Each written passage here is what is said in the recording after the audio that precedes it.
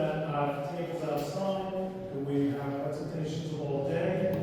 Just a couple of quick announcements, and then I'm going to introduce Mayor Willcox.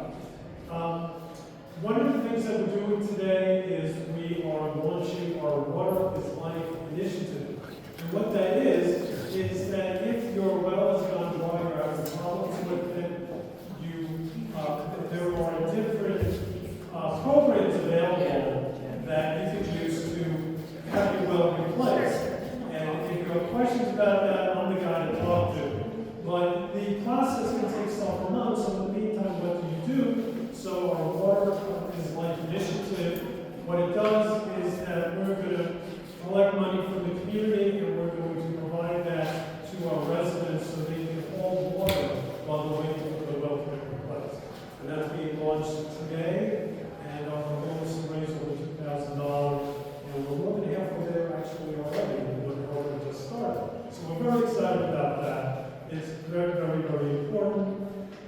We have 4 speakers that are going to be on today, and their full bios are included in the program and the materials that everybody received. And one last thing is that we have everyone's slides, and that they will be posted on our website after the whatever is over. So without any further remarks, I'd like to introduce Mayor Willcox.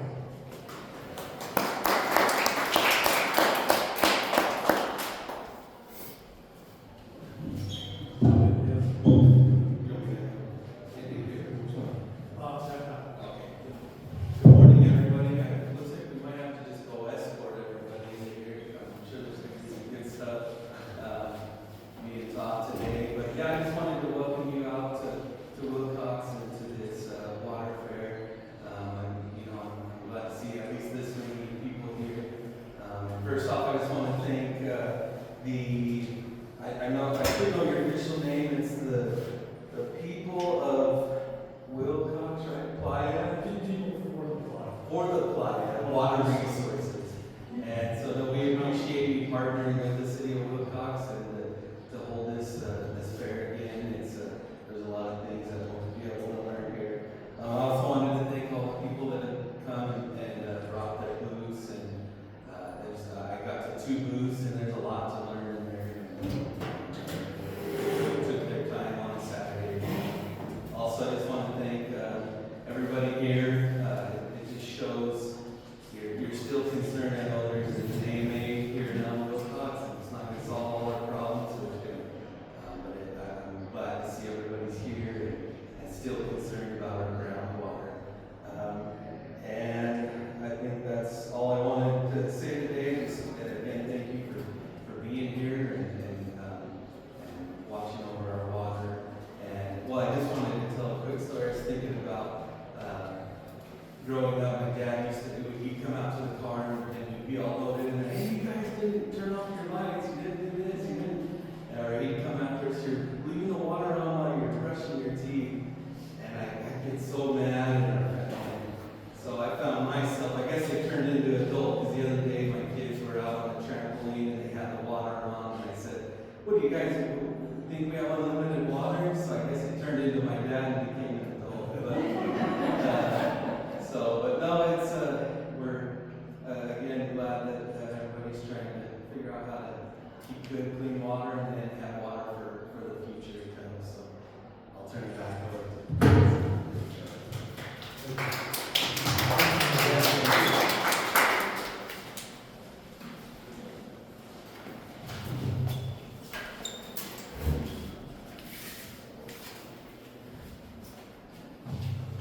Okay, thank you so much, Mayor Willcox. I'd like to introduce our first speaker. It's Dr. Daniel Salcido-Serrano, and his topic is water quality in Cochise County. Danielle is with Arizona State University's Arizona Water for All program, and their approach is delivering tailored, evidence-based water solutions for households and small systems. He's a water and resource recovery scientist with 20-plus years of experience designing, installing, and maintaining domestic and commercial water systems.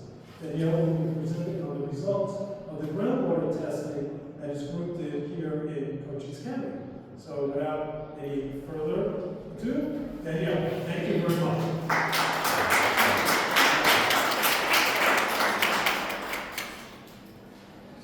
I don't think they need that.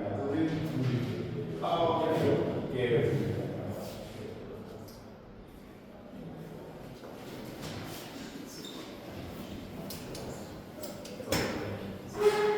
All right. Well, thanks for having me. Great introduction. Yeah. So we are from Arizona State University. We got a state-funded project. So the idea was to test water around Arizona as much as we could, and then report back. But it was centralized on the household level. So instead of going on holy wells or municipal water systems, we were at the house of people, right? To actually see what their experience is and how could we help them. So the whole idea was around water that rely on well, and that usually is down with to rural areas, usually. So we worked there. And we attacked what we felt was water insecurity. So the first thing was to think, what's water insecurity and what's water security? So of course we know that water insecurity to be water scarcity, not enough water. Water insecurity can also be bad water quality. But there was another type of water insecurity that we found. There was water that feels unsafe. You don't test your water and you don't know what you're drinking. You feel unsafe. So that was also a type of water insecurity. So our first step was, all right, let's test. Let's see what's there. We all know that in Arizona, water is, we hear this, narrative, hard water. Arizona has hard water. It tastes different. It smells. So, what is that? So, and what's hard water? What is all these questions before we started the project? And it all came down to first, let's test what is there. Alright, so our objective to measure the advanced water security in Arizona, there was two components. The social component, how do people feel the water situation on their own, and what's the water quality? So we could add a robust tool to just improve water security in Arizona. We're going to focus on this presentation. We're going to focus on the water quality, especially on the water quality in this county. So we did this work in 5 different counties, but for the interest and for the place and for the context, we're going to talk about these counties. All right. So here we were able to test 12 wells. We tested Willcox, Pierce, and also BC actually. Not only we tested water from wells, we tested water after being passed through different treatments. So we were also making sure if the treatment was actually working, right?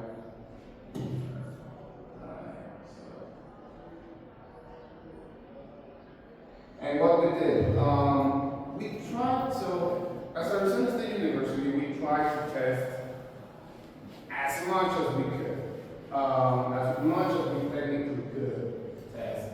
We're at the university, we were robust, we have all this equipment. So the analysis that we performed was way outside the scope of regular lab work. We went as far as we could. So we tested for what we call fertility indicators, salts, biologicals, and a lot of metals, not just the famous ones, but even those that are not even regulated. And I will talk a little bit more about each. Alright. What is what we call fertility indicators? And I think this is important in order to be able to talk about the results. So what we thought we showed about fertility indicators was we tested pH,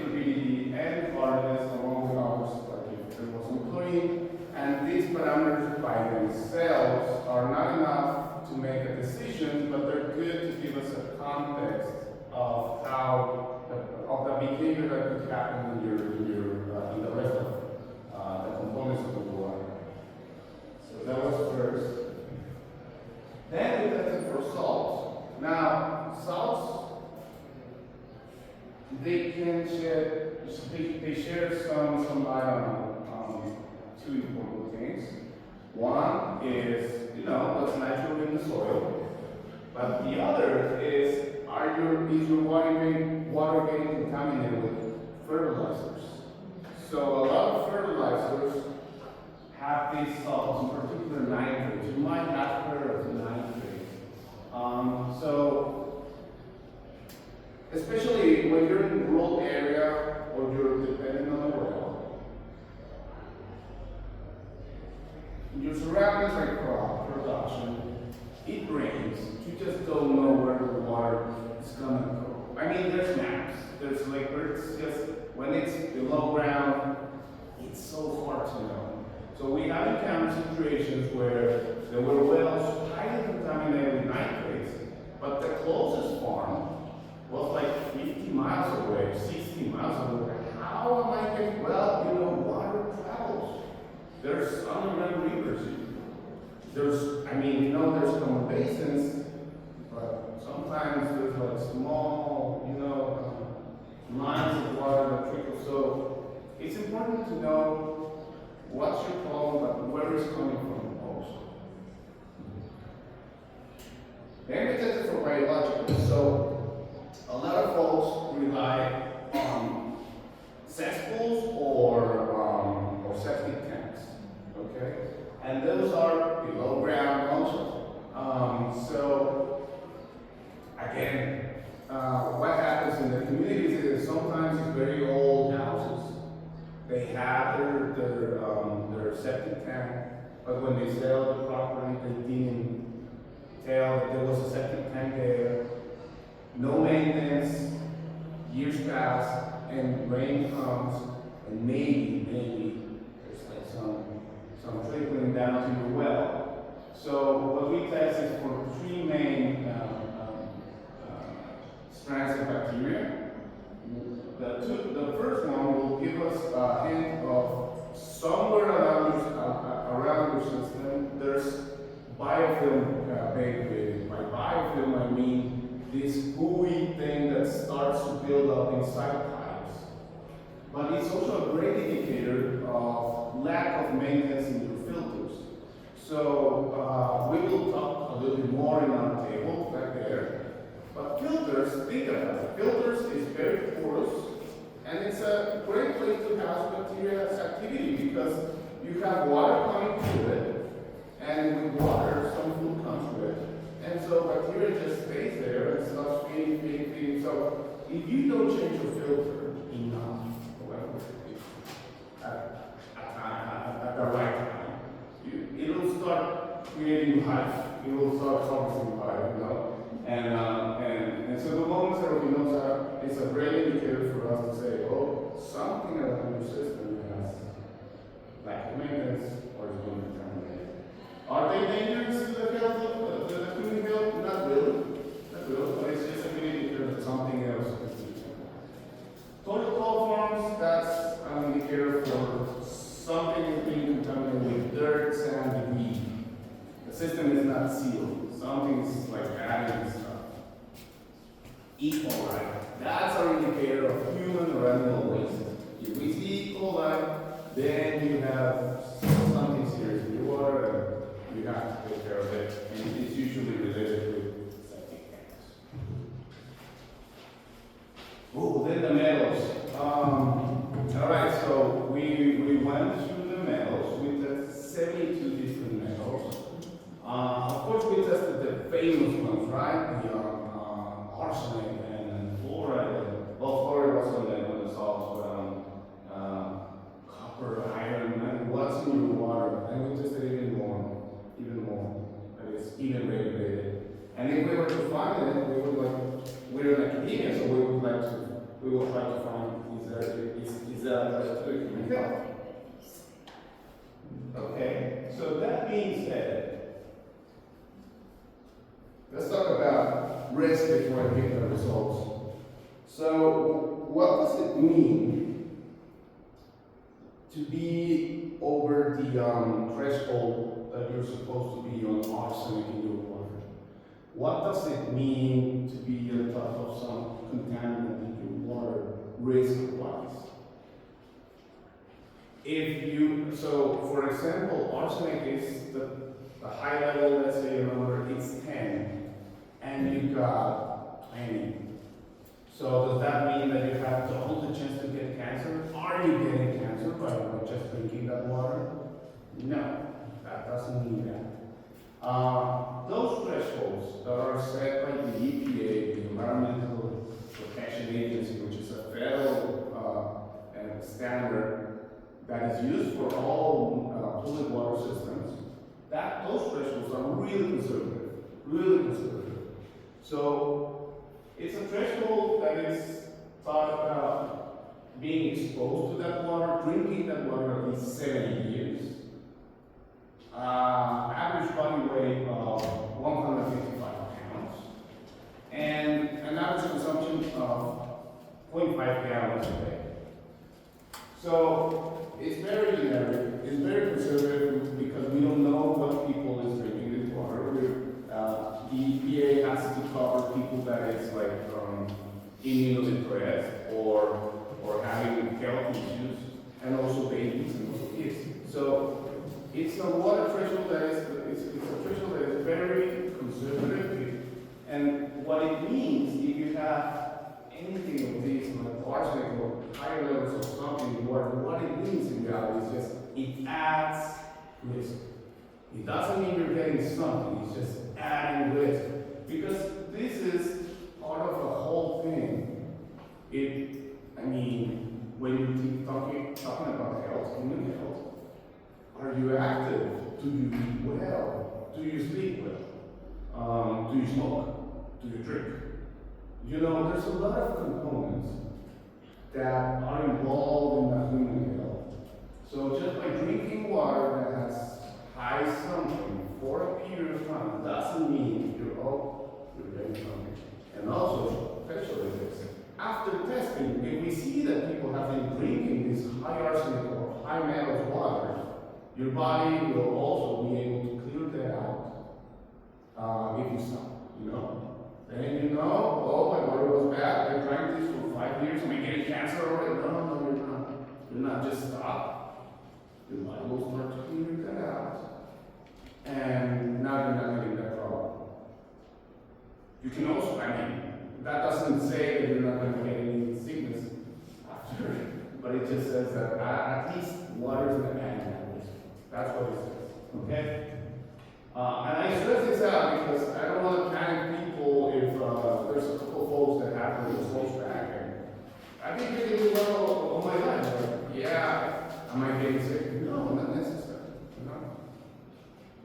All right, so these are like the highlights of the county. So we had 3 highs and 2 lows. There's fluoride. There's fluoride in the water.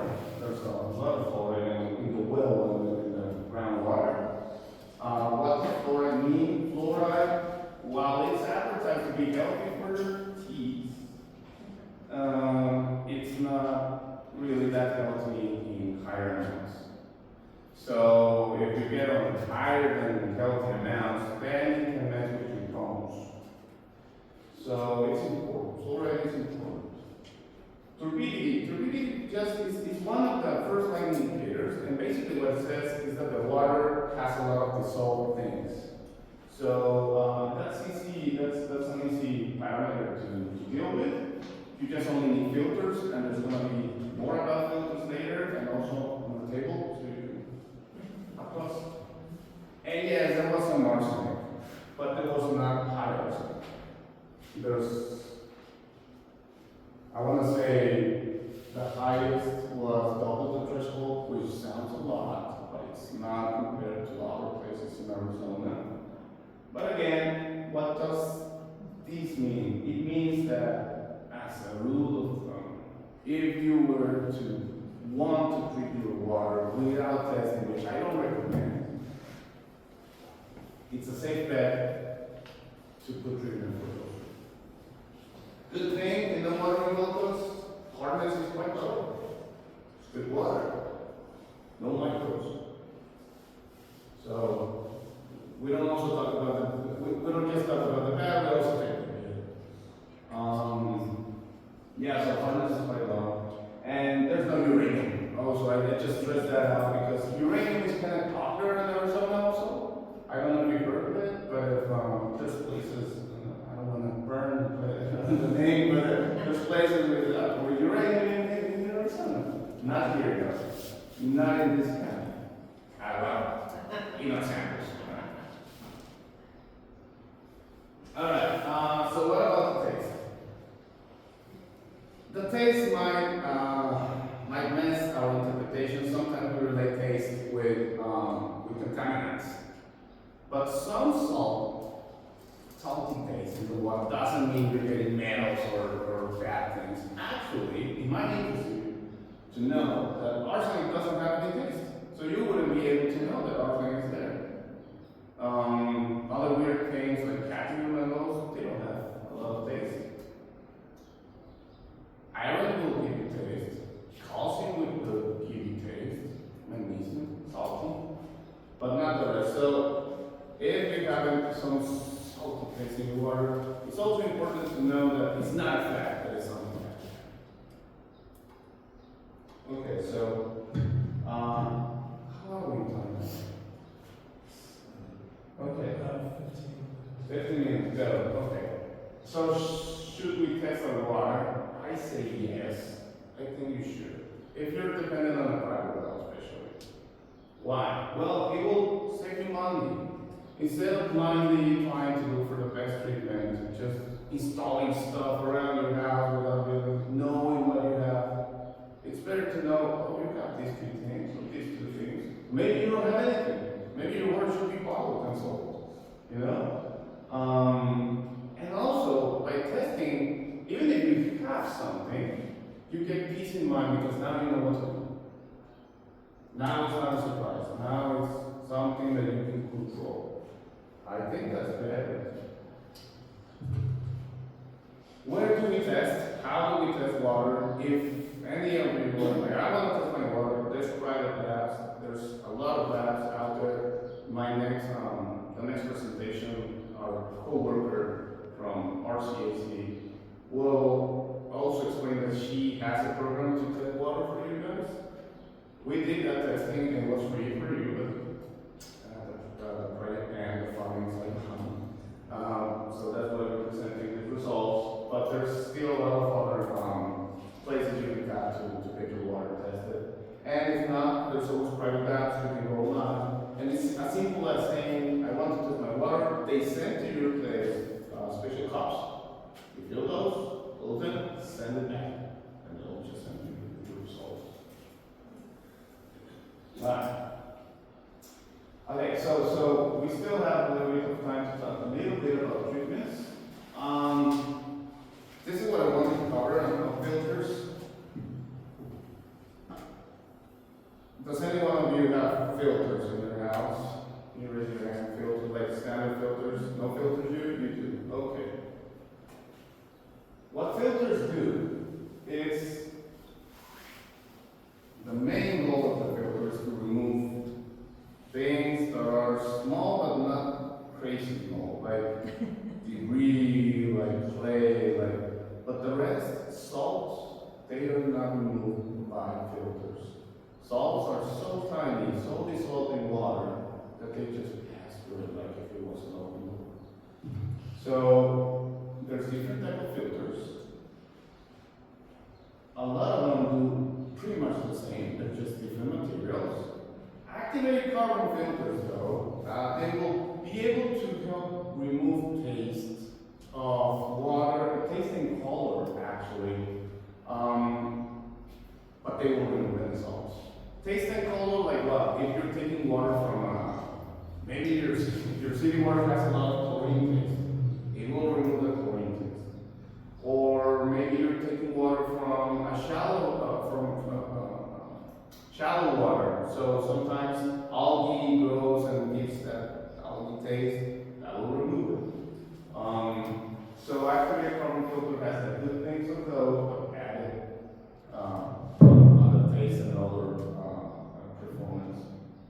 And there are other types of specialized. There's special filters only for oxygen, for example. So there's special filter for, but it has to be, staying in the filter. The rest, you just remove the softeners. Anyone have softeners? You don't? It's amazing. And that's a good thing, because the whole area doesn't require a softener. But it's a very common thing to use in Arizona. Softeners are basically these big black tanks where you add salt to it. And what it does is that it doesn't filter, it swaps, it exchanges things. So there's a couple of salts, especially magnesium and calcium, that are the main culprits of faucets getting this white incrustation around it. These two are the bad guys, but they're not bad. They're actually kind of healthy for you at a certain level, right? These two are removed, but like that tank, and they're exchanged by sodium. So it's the component of the salt. So you're not removing anything, you're just exchanging it.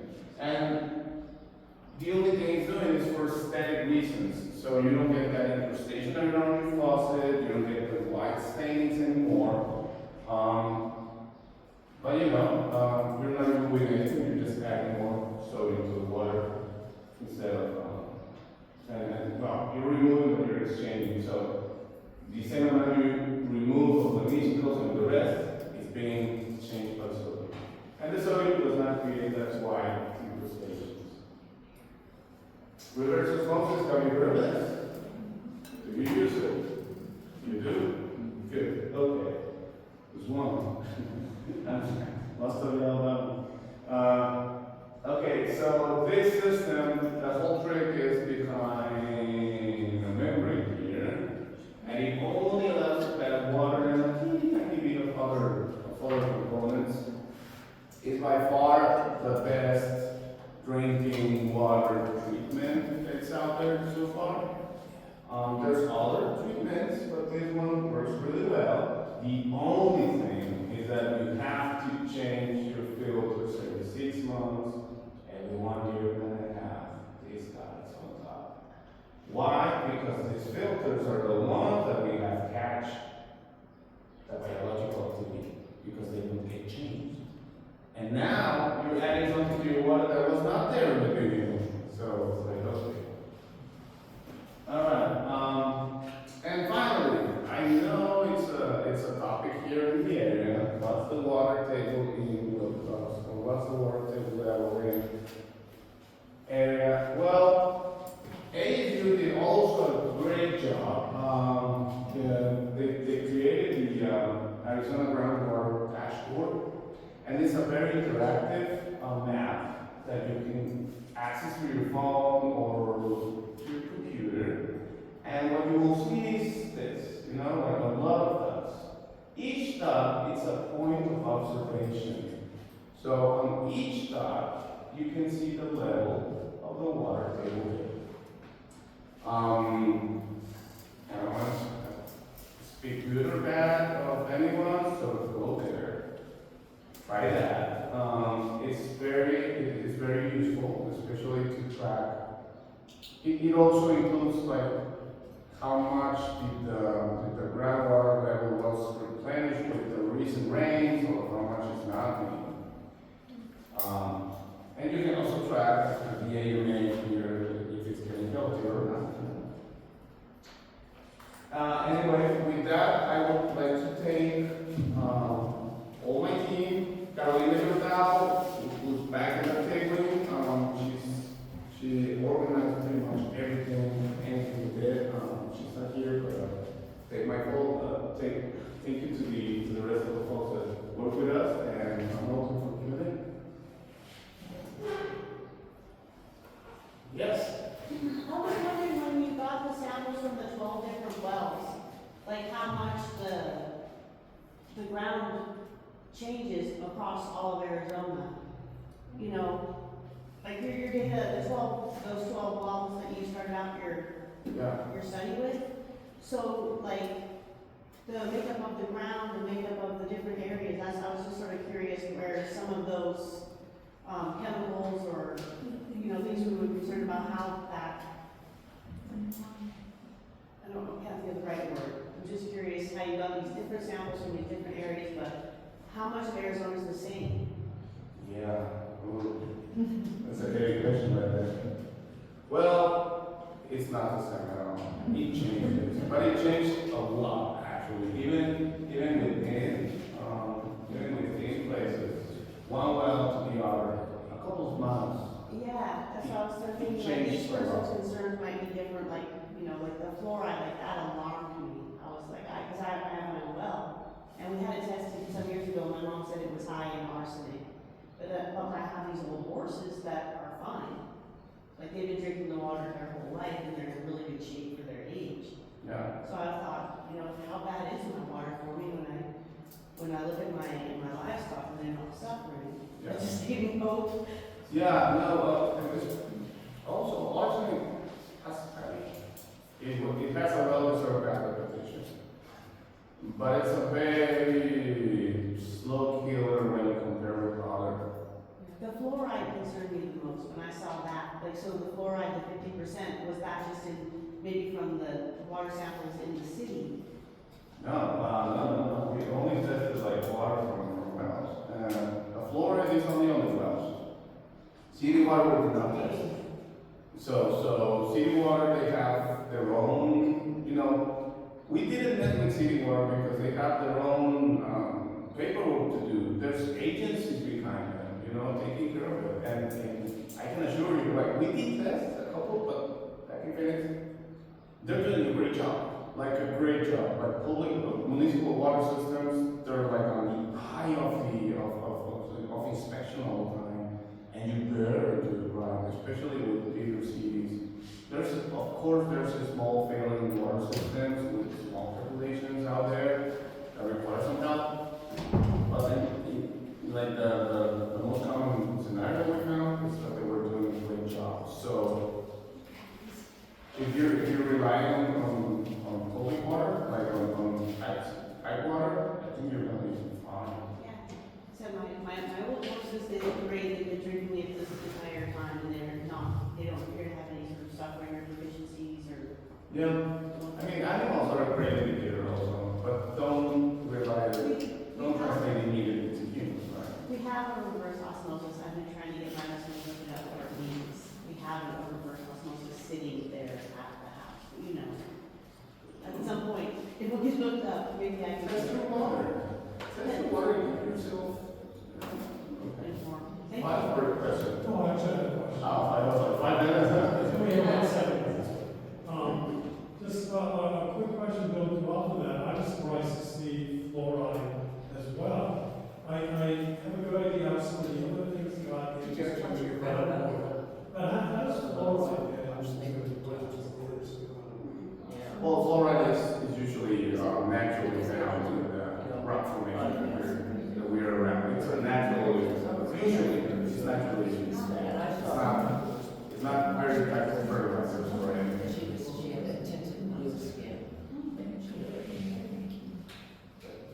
Someone else? Other questions? Yes? I was just curious about the results. So, were all the wells around that same level, or were there any like hot spots? Yeah, that's usually actually,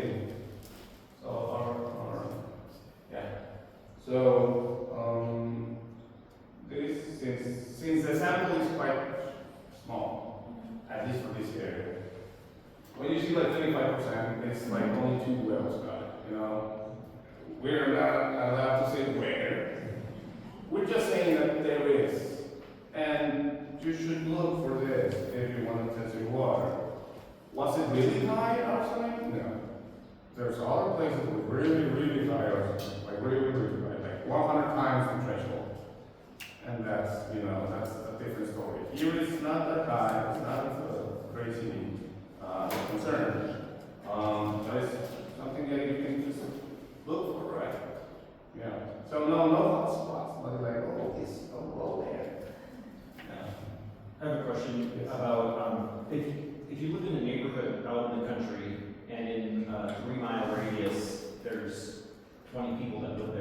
does everybody have to test their well, or could everybody go together and test one or two of those wells and be pretty close for that radius? That's a great plan. While we saw a lot of, it was, I mean, again, we did that. We did sample this and then that. There were similarities for sure, but there were like small differences between. So maybe the similarity was that they are both very salty water, but this one had, I don't know, high arsenic, and it was just below the level of arsenic. So there were similarities, there were differences, but in your case, I think what you could do is that if you pick the highest distance between, like the highest, the longest distance between three wells, and you have like a triangle, say, I would see that as a safe bet on the water quality of the whole place. And if in those three you see something really different from the other two, then it's your message to now you should better keep testing. But if you don't, actually, got the odds are low. That's gonna be different. Yes. What about lead? Is that something that is tested from a well or from the source, a house source? Something that has to be tested according to the pipes, perhaps? So, Where would you test for lead? For lead? Yeah. yes, we did test for lead. Actually, I was surprised to find other folks that work with same testing. They found lead, but we didn't find any lead, like no lead at all. So usually, what the lead source is usually anthropogenic, which means from human activity. And the lead source could be the piping, Yeah. could be the storage tank. Because sometimes we have storage tanks that are stainless steel, but the solder is made of lead. So now, so That's where you do lead. they're not supposed to solder with lead though. If it's a stainless steel tank that is meant for water consumption or human consumption, it should be lead free. But sometimes, you're just saving a couple of bucks here or there, and you do that. So what we found is that yes, there is lead, but usually it's human caused lead, not that the groundwater has it. Yeah. So. Any other questions? I actually had one point I wanted to add, is that people from the Applied Water Resources is going to be working with Danielle's group, and we're going to be receiving testing kits, or a testing kit. And we're going to be going through the training for it this summer. Hopefully by this fall, we'll be able to provide the land quality testing for free for people in the community. And we'll keep everybody apprised.